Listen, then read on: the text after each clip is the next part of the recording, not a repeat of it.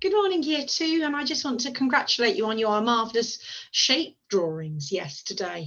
You really did do well, and remember to use a ruler for your straight sides. Well done. So our next lesson, lesson 7, can be found in your Maths No Problem textbook 2B, page 67. And today is Tuesday, the 2nd of February 2021. So for our in focus task, we get to look at some patterns. The whole lesson is all about making patterns with 2D shapes, and I think you're going to enjoy it. In fact, I think you're probably going to whiz through it. So there is a challenge activity attached to the tapestry observation today. Okay, so here we've got in our in focus task a pattern of 2D shapes. They're all orange, but they're all different shapes. Well, there's a repeating pattern of different shapes, I should say. Okay, so we've got our orange semicircle here, and then we've got a triangle and a rectangle. Semicircle, triangle, rectangle, semicircle, triangle, rectangle, semicircle, okay, shouting, triangle, and then your rectangle. So I think, children, that was a really easy in focus task for you to spot that missing triangle.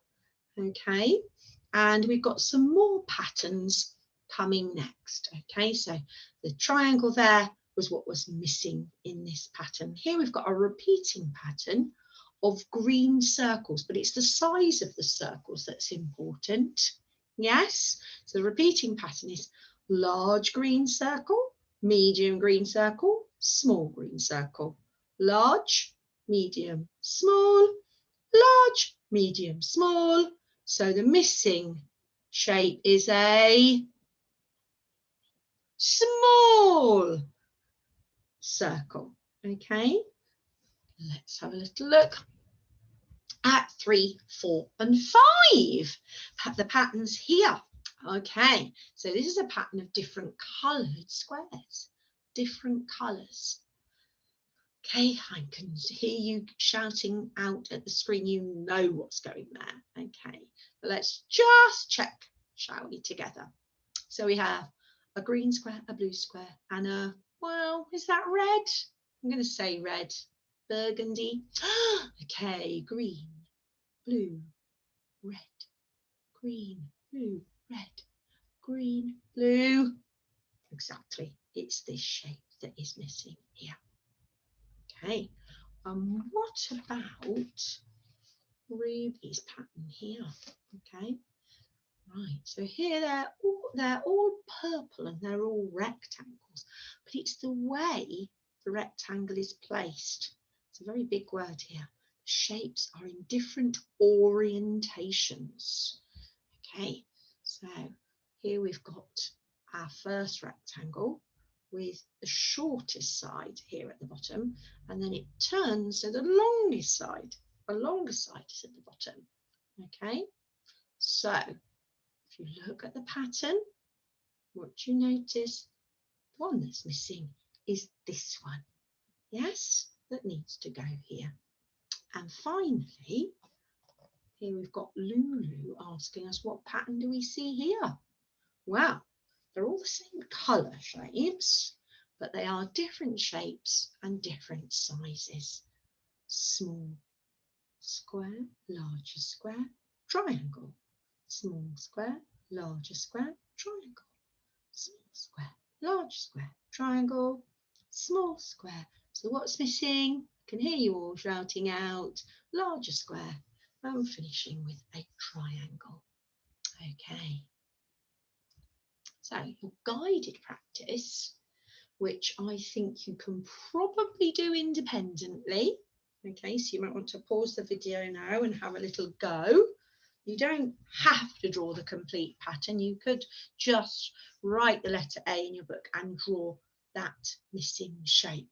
You want to look really carefully at the pattern. Okay, look at the pattern and see if you can figure out which should go here, here, here, and here. have a little go at that now.